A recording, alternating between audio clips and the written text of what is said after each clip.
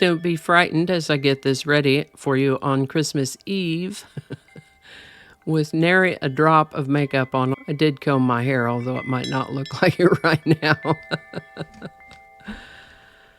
Putting a whole episode together is a bit of work, and it's Christmas Eve, so I'm going to pull a slacker today and give you a rerun, a refashioned rerun.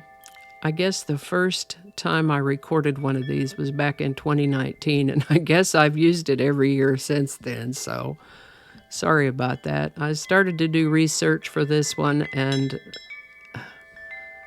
it's already 2 o'clock in the afternoon, and I have miles to go before I sleep, as the old poem says.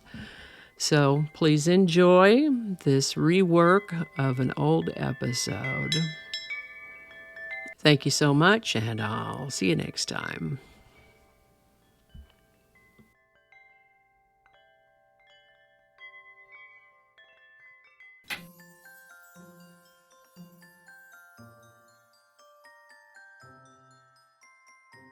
Hello, and welcome to this day in history for December 25th, and a very Merry Christmas to all of you, my dears. December 25th is the 359th day of the year in the Gregorian calendar, with 6 days remaining until the end of the year. Today's word is gammon-esque. This word comes to us from two parts put together. The first part, gammon, from the French, a noun, which means a girl with mischievous, boyish charm, a mischievous, playful, elfish girl or young woman, and the second part, esque, which is a suffix appended to nouns to form adjectives. Esque means in the style or manner of, or resembling. Esque also comes to us from the French, but also has corollaries in Italian, Latin, Germanic, Proto-Indo-European, Old English, and Old Norse, isk or ish being one of those variants. So, gammon plus esque forms an adjective which means playfully impudent, mischievously charming without sophistication. The earliest documented use of gammon-esque is 1886. And with that, we're going to start on this day in 1492, when the ship Santa Maria, commanded by Christopher Columbus, ran onto a reef off Haiti due to the inexperience of the helmsman. Not the end of the world, though. They partially dismantled the ship to obtain timbers for Fort Navidad, or Christmas Fort. That fort was the first Spanish settlement in the New World, which Columbus had claimed for Spain. He thus regarded the wreck as providential. Halley's Comet is a comet that returns about every 76 years. The comet's periodicity was first determined in 1705 by English astronomer Edmund Halley, after whom it is now named. On December 25th, 1758, the comet was sighted by Johann Georg Palach, confirming Edmund Halley's prediction of its passage. This was the first passage of a comet predicted ahead of time. 1776. During the American Revolution, Patriot General George Washington crossed the Delaware River with 5,400 troops, hoping to surprise a Hessian force who were celebrating Christmas at their winter quarters in Trenton, New Jersey. The unconventional attack came after several months of substantial defeats for Washington's army that had resulted in the loss of New York City and other strategic points in the region. American nurse and humanitarian Clara Barton, particularly notable for having founded the American Red Cross, was born on December 25, 1821. She lived to the age of 90. Polish-American businesswoman and philanthropist Helena Rubinstein was born on Christmas Day in 1870. If that name seems familiar to you, Ms. Rubinstein was the founder and eponym of Helena Rubinstein Incorporated Cosmetics Company, which made her one of the world's richest women. She lived to the age of 92. 1878, Swiss-American race car driver and businessman Louis Chevrolet was born on this date in 1878. Of course you recognize that name, Chevrolet. He co-founded the Chevrolet Motor Car Company in 1911. He died in 1941 at the age of 62. And speaking of cars, On December 25, 1880, an individual named Lane Hall was born. Some records indicate he may have been born in 1884. No matter whether it was 1880 or 1884, when he died in November of 1990, he was the oldest licensed driver in the United States. Lane was born in Mississippi and moved to New York near Buffalo in 1916. His nephew taught him how to drive, and he got his first license that fall. In nearly 75 years on the road, he never got so much as a speeding ticket or even a citation of any kind. Lane Hall drove his 1962 Cadillac Sedan DeVille to the grocery store, to the doctor's office, to visit friends, and even on dates until he died on November 20th, 1990, at the age of either 106 or 110, depending on which record of his birth is accurate. This accomplishment got him a spot in the Guinness Book of World Records, edging out Mrs. Maud Toll of Inglewood, California, who remained behind the wheel until she was 104.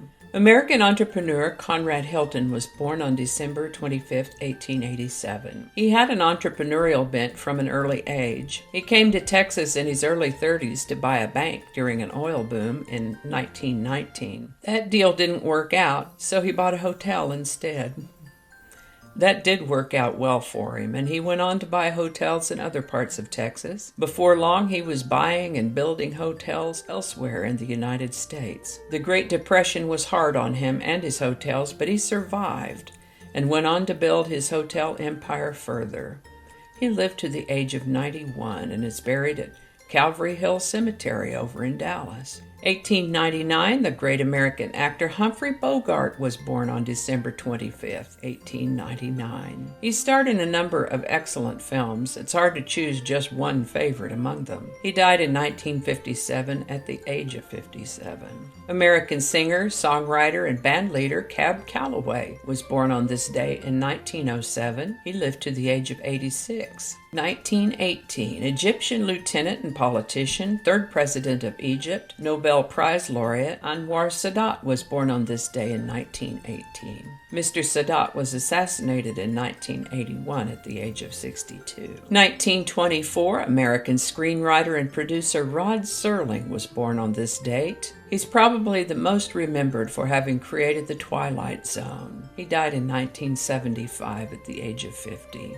1925, Peruvian-American anthropologist and author Carlos Castaneda was born on this date. He wrote a good dozen books, but is perhaps best known for The Teachings of Don Juan. He lived to the age of 72. On Christmas Day in 1941, Bing Crosby introduced White Christmas to the world. White Christmas, written by composer and lyricist Irving Berlin, received its world premiere on Bing Crosby's weekly NBC radio program, The Kraft Music Hall. It went on to become one of the most commercially successful singles of all time, and the top-selling single ever until being surpassed by Elton John's Candle in the Wind, 1997. 1943, Brazilian race car driver and businessman Wilson Fittipaldi Jr. was born on Christmas Day, 1943. Now, I haven't watched any car races in several years, but back when I did, I remember hearing this guy's name on a pretty regular basis. He ran the Fittipaldi Formula One team between 1974 and 1982. In 1946, W.C. Fields was an American actor, comedian, juggler, and screenwriter.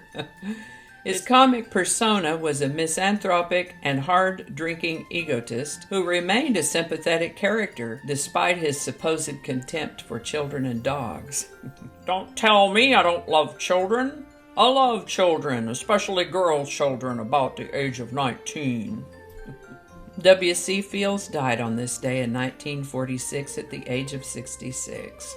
On December 25, 1962, To Kill a Mockingbird, a film based on the 1960 Pulitzer Prize-winning novel of the same name by Harper Lee, opened in theaters. In 1977, Israeli Prime Minister Menachem Begin met in Egypt with its president Anwar Sadat. On December 25th of 1991, Mikhail Gorbachev announced that he was resigning as president of the Soviet Union. But the Soviet Union, for all intents and purposes, had already ceased to exist, as 11 of the former Soviet republics had already established the Commonwealth of Independent States. effectively dismembering the USSR. And I think that's going to do it for us today. Thank you so much for watching. Consider subscribing if you haven't already. Feel free to share this video with a link in your email, messaging, or social media. If you enjoy this series, you can check out the playlist that contains these videos. I'll put a link to that in the description.